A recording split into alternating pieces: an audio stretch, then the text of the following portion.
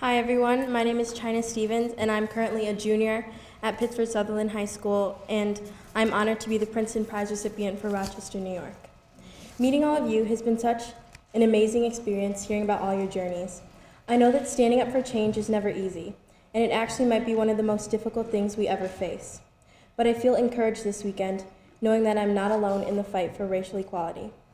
When our country was established in 1776, it was built on the principles of liberty and equality, but even our founding fathers, who did many great things, failed to protect or even acknowledge the rights of all people regardless of race. Racial injustice has plagued our nation since its earliest days, and while we've made great strides to improve relations, there are still barriers that must be broken. In Rochester, like many cities across the country, receiving a quality education in grades K through 12 for people of color is a major barrier. The RCSD is in chaos.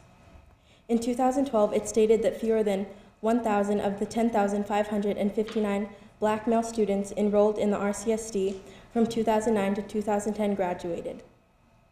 That's according to a report released by the Foundation for Public Education. That's less than 9% of males graduating from Rochester City School District. Fortunately, in Rochester, we have the Urban-Suburban program. Urban-Suburban is the largest volunteer transfer in the nation. The purpose of the program is to voluntarily reduce racial isolation and segregation of academic opportunities in elementary and secondary schools in order to enhance and enrich racial opportunities. I'm so grateful to be one of the students who attends a high-performing suburban school, although I live in the city of Rochester. Currently, there are 8 suburban school districts participating in the program. Through my work to establish the Multicultural Club at my high school, as well as serving on student government, I was asked by the Urban-Suburban program in my school to serve as an ambassador on a panel with educators to share my experience in the program to the residents of Spencerport, New York. I was honored to be asked to sit on the panel as I knew we needed more suburban districts in Rochester. I shared my experience as an urban-suburban student and explained to the people of Spencerport that everyone would be enriched. What happened next took me by complete surprise. As we moved to the question and answer part, it became apparent that many residents in the village of Spencerport were against the program. Spencerport residents stood up and shouted and demanded that the school district should not adopt the program. One man in particular went on a rant about how he moved out of the city to get away from delinquent city kids, how he pays good money to live in his neighborhood, and why should these kids get a free ride and corrupt our community. Several people argued that if the program brought in kids from the city, their own kids would lose spots on sports teams. Many people used the words us and them. One person asked why we are teaching these kids that you don't have to work hard and you can just be lazy. I can't begin to tell you how hard it was that evening. It was one of the toughest things I've ever done.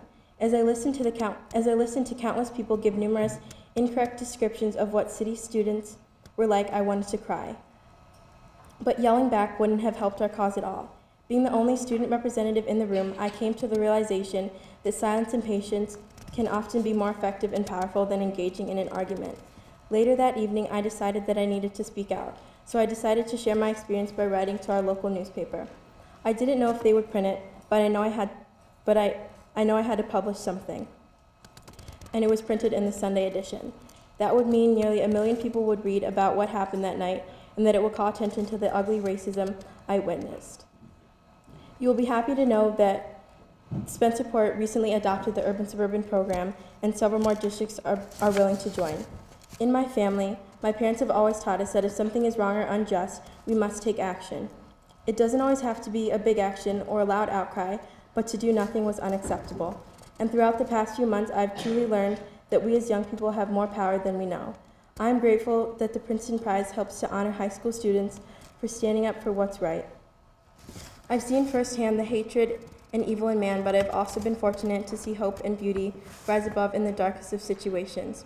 People will be ignorant at times, which is why it is important to stand up and be humble. Dr. Martin Luther King Jr. once stated, "Darkness cannot drive out darkness, only light can do that. Hate cannot drive out hate, only love can do that." We sometimes focus too much time worrying about what's seen on the outside and not nearly as much as what's happening on the inside. We are the future. Yes, we are finding our way in life, but the choices we make today and the path we choose tomorrow can affect everything and everyone around us. America has been known as the land of dreams and freedom, so let's keep working together to create a place of racial harmony for all people. Thank you, Princeton University, the class of '66, and congratulations to each and every one of you. It's been truly an honor to be in with such influential people.